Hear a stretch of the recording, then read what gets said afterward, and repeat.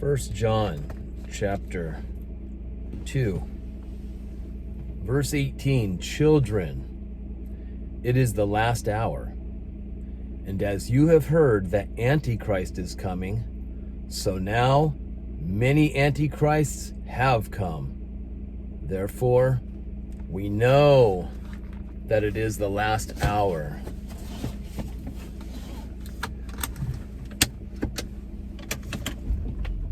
So John was writing around 2,000 years ago, and he's saying that, yeah, of course, we know the Antichrist is coming, but guess what? Many Antichrists have already come. And we've had a lot of different types of what you'd call Antichrists, right? That you can look back through history and say, wow, these guys, they seem to match really well. But, you know, many Antichrists, and I was thinking about this word Antichrist because I think a lot of times we see Antichrist as this dominating tyrant that acts really evil because he's called in Scripture the lawless one. At least that's how we identify the Antichrist, that he matches up with what's called the lawless one. And what is a lawless one? You think of a lawless one as somebody that has no laws, has no rules, breaks all the rules, and perhaps wants other people to be lawless like himself. And that makes a lot of sense. But here's the thing is, it might sound a little bit different than anything you've heard, but I was thinking about this and I'm thinking, lawless. Now, believers, are we under law or are we under grace? You can't mix the two covenants and say, well, I'm under both. No, there's either one covenant or another. You can't be married to two. You've got to choose one. So be married to Mr. Law or be married to Mr. Grace. Which one is it? Right? The blood covenant of Jesus, or do you want the covenant of the law? So if we're living under grace and not under law, why are we not under law? Because there was someone, the only one, that could fulfill and has fulfilled the law. And that certain someone, is Yeshua, Jesus, Christ, the Christ. The Christ. Now, when you receive Christ in you, just by believing, it is such a great gift that what happens is inside of you enters His Spirit. And His Spirit goes into this place inside of you that's called the Most Holy of Holies. Do you remember how these tabernacles, they had a place called the Most Holy of Holies? And there was this curtain that divided the Most Holy of Holies from the rest of the tabernacle. And that curtain, when Jesus cried out, "It is finished," meaning He fulfilled it all. He fulfilled what He was supposed to do. And one of the things He fully filled was the law. And that curtain that divided the Most Holy of Holies from the rest of the temple, because the Most Holy of Holies says, stay out. You are unclean. You cannot enter. Right? Unless you were a selected one by God to enter, a high priest. But if you can see your body now as the temple of God, doesn't the Bible say that your body is your temple? Didn't Jesus say to these people, you know what? Tear down this temple, and in 3 days I will raise it up. And they're like thinking He's talking about the literal temple in Jerusalem. Wait, do you know how many years it took to build this temple? And you're saying tear it down and in 3 days you are going to, on your own, raise this thing back up? But the Holy Spirit says what they don't know is he's speaking of the temple of his body. So your body is your temple. Your body is a temple for not only your soul, which lives inside of you, but your spirit, housed inside of this body of yours. Now, the curtain was rent in two. Meaning, guess what? Your spirit entered in to this most holy of holy places and became one with the Spirit of the Lord. You went inside and you received his Spirit into you, and the two now have become one. Paul says that in 1 Corinthians 6:17, that when your spirit is joined to the Spirit of the Lord, they don't become two spirits, they become one, right? One. And so you now are seated in Christ in the heavenlies in your spirit. And inside that realm, you've been gifted with many things, because Christ brought all his stuff with him and entered into you. And these things he gave to you as gifts. Now it's your privilege to use these gifts, to discover what you have and learn how to use them, right? Just like when you go into your own very own house. If you go into a fully furnished house, well, you want to learn how to use that TV, that remote control. Maybe you want to learn how to use the stove and the refrigerator and everything in there. The washer, the dryer. You've been well equipped, fully equipped in this world to do things that Jesus even dared to say you would even do greater things than what he himself had done, which is crazy sounding, but he said it. So, well, then let's see what we have and what we can do with it. So that curtain was rent in two, but the amazing thing is your soul isn't trapped outside that curtain, and that curtain that's been torn in two, it wasn't sewn back together and blocks your soul from receiving from your spirit. Your soul has now access to receive from your spirit. Just like the disciples, they had access to receive from Jesus this bread and this fish that he had distributed. 5 loaves of bread, 2 small fish, hands them to his disciple. They have access. Now they can partake, and then they can hand it to all the others that are gathered around, the thousands of people. Full access. No division. Nothing there to divide. The curtain was torn in two from top to bottom. So what we want to do is like 3 John verse 2. He says, "Beloved, above all things, I pray, above all things, that you will be in health." But he also said that you would prosper before he said be in health. So good health is a great form of prosperity, isn't it? And prosperity, it's like moving forward, being successful, being blessed, and being in health. And that is amazing. But he says, even as your soul prospers, you can have these things as your soul prospers. So your soul needs to partake from your spirit, right? And then your soul can feed even your body and can distribute out to others as well. That's why when you lay hands on the sick, Jesus says in Mark 16 that if you really believe, you will lay hands on the sick and they will be made well.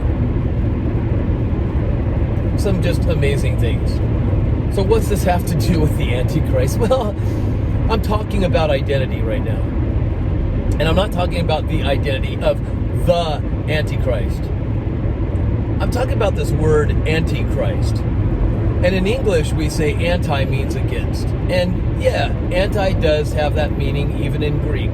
Against. Anti, they call it in Greek. Antichristos would be Antichrist, right? So we know what Christos is, means Christ. But what is this Greek word anti besides against? has some other meanings. One of those meanings is substitute, or in place of, in the place of. Another meaning is imitation. Now, you and I were told to imitate Christ, aren't we? But how can you imitate the one if you don't have that one's very nature inside of you? If you're imitating him, but you don't have his nature inside of you, then all you're doing is putting on a show. Imitation. Do you know imitation comes from the word imitate? But imitation is more like a substitute, not the real deal. If it's imitation butter, it's imitating butter, but it's not butter. It's the fake stuff, right? It's like a man that puts on a gorilla costume. And in this gorilla costume is what? A man. He's inside of the costume. The costume's on the outside of him. But it didn't change his nature. Putting on a gorilla costume didn't turn him into a gorilla. Although he might look like one. He might act like one. He might even sound like one. But that doesn't make him a gorilla, right? And he might even go out in the wild somewhere and cruise around looking like a gorilla, and maybe some people get fooled. Look at that, is that a gorilla? But I'll tell you what, who wouldn't get fooled? A real gorilla. A real gorilla might look and say, wait, looks like one of us. It's acting like one of us. But when he gets close, he notices the scent. And he says, but that ain't one of us, right? The man could fool some people, and at first it might seem that he could even fool the gorilla, but when the gorilla truly checks him out and does what he does with his nose, sniffs him out, he scents him, he's not fooled by it. And if you have Christ living in you, which is you have his nature now you truly can imitate him, right? But we know that in our flesh we fail, and we know that we miss the mark many times. Missing the mark is not hitting the very center of the bullseye. It's just going off a little bit, maybe even sometimes far off. But under law, you have to hit the bullseye every time to get the approval of God. But Jesus comes. He hits the bullseye every time, in his thoughts, in his words, and in his actions, his deeds. He never misses the bullseye. He always hits perfectly right in the center. And then what he does is he says, well, the bullseye's been hit, and he gains the victory. He fulfills the demand to hit the bullseye every time. He fulfills it, and then he credits you as if you are the one that hit the bullseye every time. And that is his grace. It is a free gift. You did not hit the bullseye. He did it. You did not fulfill the law. He did. And because we have not put on our immortality, our glorified bodies yet, where our spirit, our soul, our bodies, our minds work 100% in perfect harmony together. We haven't put that on yet. So we still have this struggle in the flesh, don't we? But there are some people that do not believe that they have much of a struggle in the flesh because they are very disciplined. They obey the word of God. They do what it says to do, right? In fact, in Greek, obedience is hupakuo. Hupakuo. Hup and akuo are two words. Akuo means what you've heard, and hoop is to do. Hupakuo. So when you hupakuo, you do what you have heard. You understand that? So it translates in English to obedience, doing what you've heard. right? So when you do what you heard from the Lord, it means you're being obedient. And there's a lot of people that are very, very obedient. They're strict, they're very disciplined, and they do obedience. But when they rely on their obedience to get them God's approval, to make them holy and righteous, what happens is now they fall into legalism. Because now they have to judge themselves according to not only the good that they do, but the evil as well. And if they just barely miss that bullseye, it's evil. And see, they are partaking of the knowledge of good and evil when they go into legalism. And that's why I kind of want to go into this antichrist thing, because anti, meaning an imitation, means, okay, this one does not have the nature of Christ. This one, most definitely, and this is how I see it, even with the Antichrist, I see this one putting on a great Christ-like show. Acting like Christ, sounding like Christ, looking like Christ, doing things that seem to be what Christ would do, right? You feel like Christ. You even smell like Christ. You must be Christ. But no, it's the imitation Christ, not the real deal. Do you know, I came from this religion that claims that the leaders of the religion are the true Christians. The leaders of our religion were the true Christians. They were imitating Christ. They were in touch with Christ. But they have no idea about Christ living inside of you. They don't teach that. They have no clue about it. Their followers don't have any clue about it. The Jehovah's Witnesses, they don't know. But they believe in following the footsteps of Christ, and they think that makes them a Christian because they're acting like him, following his footsteps. Well, we're preaching the good news of God's kingdom, right? How they see it. Now, they don't do the things of Christ like healing the sick and raising the dead and casting out demons and such, but they're really good at spreading their religious literature around. And their leaders believe that they are the Christed or the anointed ones. Because to be anointed means to be Christed, but they don't understand what it means to have Christ in them. So they're acting like imitation Christs, right? They're being imitations. Like that guy in the gorilla suit. And when you come around a Jehovah's Witness on the outside, they look just, whoa, look at you. You're so clean cut. You don't have any tattoos or piercings. And you don't have any facial hair. Man, you really shave your face close. And the girls, when they go to their kingdom halls, wow, they're really dressed modestly. And they act very humble. And everybody's just putting on such a great display. And the men wear suits and ties and carry around briefcases. And even if it's a very hot summer day, they're going to go out knocking on doors in their full-on suit and tie.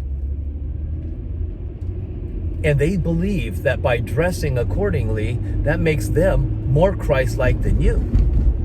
Because you just might happen to be going to a place that you meet up with other people, what people call churching together, and you might wear jeans and a t-shirt. But they wore a suit and tie, so they are definitely more Christ-like than you, is what their belief is, right? But the truth is, you come around them, and they might on the outside look the part, according to how people's standards are by judging from appearance. But you just sense when they start talking about the Bible and their relationship with God, you sense that there's something different in them. And that's because you have the Spirit of Christ in you to discern. Just like that gorilla, it has its nature in it, and it just knows that fake gorilla is not the real deal. Even though it might look like it, sound like it, act like it, it's not the real deal. It's an imitation. This Antichrist, I do believe, is going to put on a great show and do marvelous works. And why is this one called the lawless one then? Is it because he goes around and break the law and don't obey the laws and the commandments? And I don't believe so. I believe he's a lawless one because he doesn't have the fulfiller of the law living inside of him. You have the fulfiller of the law living inside of you, joined to your spirit. So now when God sees you, he says, look at that fulfiller of the law. Even though you didn't fulfill it, Christ did. And because you are housing his spirit, joined to your spirit as well, and your spirits are one, well, guess what? That makes you a fulfiller of the law, even though you didn't work it. You didn't do it. You didn't obey it. You might be trying your best, but if you're honest with yourself, you know you miss the mark. Because if you fail in just one thing, you fail in them all. And if you want to go back under law, then you have to go back under all of it and do everything that the law says. You cannot blend the two covenants together. So why is this one a lawless one? Because he doesn't have the law fulfiller inside of him. Now, there's a lot of people that I truly respect, I learn from. You know, I love to learn a lot about healing. I love to learn about the truth about healing. And I love to learn what are the lies about it, the lies that people have fallen into, such as it's not for today. It was only for back in Jesus' day and the apostles that followed after, but when they died, it doesn't happen anymore. No way, I don't believe that. And I've heard too many testimonies from people, and I've actually got to be a person that lays hands on the sick and see them get well. But guess what? It doesn't happen every time. Not that I know of anyway. So there are some people, they look down at others so much, and they call themselves Christians. And because they're very disciplined, they look down at others that aren't quite as disciplined as them. But I'm just going to give you a little example about hypocrisy. I was listening to this man preaching, and he was saying that, you know, once this whole mask stuff with COVID started, he was preaching about how Christians, you shouldn't be wearing masks. I don't ever go in stores and wear masks. I don't care if the stores say you got to wear a mask. I don't do it. I'm not caving in. So he's bragging about how he never wears a mask. Not when he goes to stores, and if the stores say, hey, you got to wear a mask if you want to enter. No way, not doing it. I'm standing up for my rights. Well, good for you, bro. There's a bunch of people like you. And he says he doesn't do this. But then as he's talking and preaching, then he starts talking about his job as a nurse. He's a nurse, and he works in a hospital. Now, unless I'm mistaken, I thought that nurses and doctors, I thought they've got to wear those masks over their faces when they're working in hospitals. I'm not quite sure if there are hospitals that say, you know, I recognize the Christ inside of you, and since you are safe and protected, full of Christ, you know what? You don't need to wear a mask. You're the exception. I think this guy has to wear a mask at his job. But well, come on, man. My job requires it. Well, so do the grocery stores. What's the difference, really?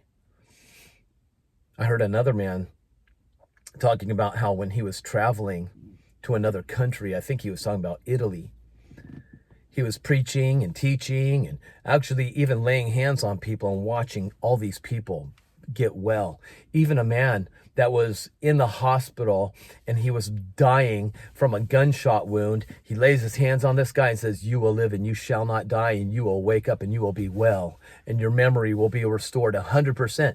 And then these guys come later to him and say, hey, that guy you prayed for, he died. And he's like, what? Yeah, he died. And he said it shocked him because he's just not used to losing. He's like, I'm not used to losing. And he had a talk with the Lord, and he says, I didn't come out here for people to have me pray for their loved ones die on me. And so he's talking to the Lord. And the crazy thing is, the next thing he knows is somebody comes up to him and says, hey, guess what? That guy you prayed for? And he's like, yeah. Did you hear the news? Yeah, they said he died. No, he's alive. He's well. He's great. And the guy was just back to normal again. Amazing. So as this brother that's out traveling and doing these things, he's going to lunch with all these people. And at lunch, they're like, the people say to him, hey, would you like some vino or some beer? Some vino or some beer? And he's like, what? Wine? Beer? Alcohol? What? Do I need to get you all saved? Do we need to get a revival going here? You're all sinners. You must not be saved in the first place. You're going to go to hell. because he had this extreme discipline of not ever touching alcohol in his entire life, because his dad was an alcoholic, and he made a vow to God at a very young age never to drink alcohol or to take drugs. And he says, I've never touched alcohol in my life. I never took drugs. But he's like, man, he realized, well, it is these people's custom to drink. This is different and weird. But he was like going off because they're going to hell, right? But he's talking about how he never drank alcohol and he's never touched a drug.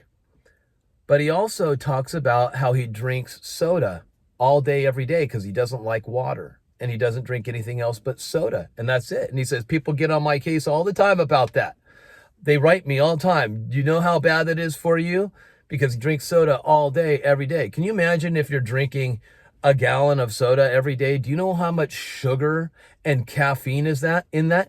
Do you know how high that would make a person? Because when your sugar's up and that caffeine's up there, oh man, you're on a high. And if you don't keep it going, you're going to crash. So you got to keep that high going. So he's bragging about being able to drink this stuff all day, every day. And his Bible says, I can drink any deadly poison and it shall not harm me. So there. But he's judging people that just might get together for lunch and have beer or wine together because it's alcohol. And his father was a drunk, so he's highly against it. And then also drugs, right? And listen, this is not a video to promote alcohol or drugs. Don't get me wrong. Don't even go there. I'm just trying to talk about this. It's kind of like a hypocrisy thing. And it's kind of an antichrist thing if you think about it. This man, I don't believe, has antichrist spirit at all. I'm not saying that, but I'm saying you put on the people see this show that you do, but then you judge others for the very same thing you're doing, yet even though you're doing something different, it's quite the same. Let me just tell you and see what you think.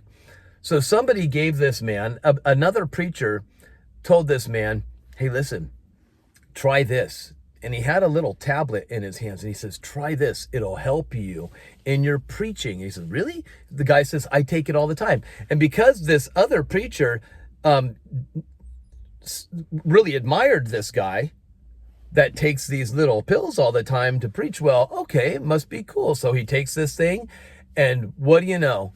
He's out there, he's on fire, he's preaching, he's laying hands on the sick, they're getting well, he's touching people in wheelchairs, they're jumping out of them, running around. And so he said, he's taking this stuff like, yeah, Holy Spirit pill. But then when he does some research on it later and finds out it's called Sudafed, he's like, uh-oh, because Sudafed is speed. If you take enough of it, it's got a thing called ephedrine in it. And so what he was doing was he was getting high on a legal pill. But there's other people that take illegal stuff. Like if you're legally drinking a gallon of Coke every day, but this other person is illegally snorting a line of Coke every day, and you're looking down at them because they're doing something illegal, but what you're doing is very legal, but you're both getting the same high pretty much. If you're drinking enough soda, Coke, and with sugar and caffeine in it, and this person's doing this other little line, to me, I don't see much of a difference in there other than one's illegal and one's not.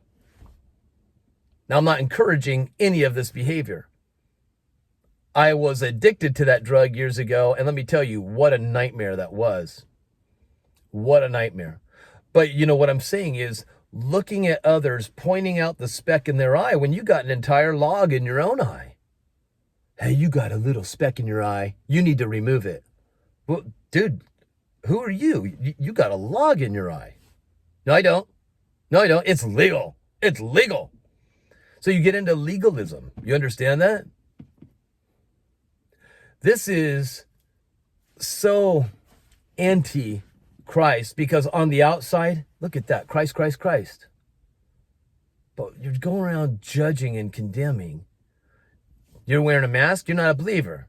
You drink alcohol. You must not be saved. You're going to hell. Right? I even heard another person that goes to the same guy's church, the one that was taking Sudafed and drinking soda all day, every day.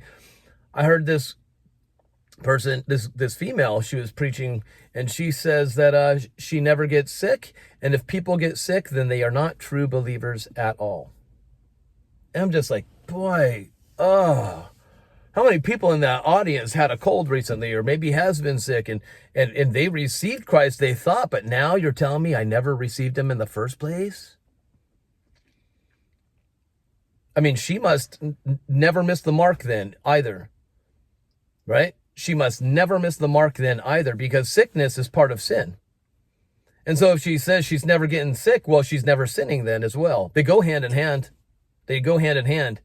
If you got to hit the bullseye in your behavior, well, you also got to hit the bullseye with your health.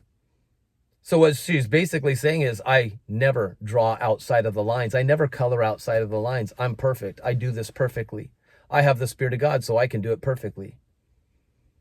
To me, you guys, this kind of thing is antichrist. It's an imitation. Because nobody acts like Christ perfectly. It might seem like it, but you have to hit it every time perfectly in thought, in word, in deed. Do you understand that? So do you have a little bit of Antichrist in you? If you do, kick him out. Doesn't belong there. You don't have Antichrist in your spirit, but your behavior, your thinking, your words, it could be Antichrist. You could be putting on a really, really great show and looking down at others and making yourself sit on a high horse and looking at everybody below you. That's so Antichrist, you guys. It's not this rampant, destructive, mean, evil, lawless behavior. You just forget that the one that obeyed all of the law lives inside of you.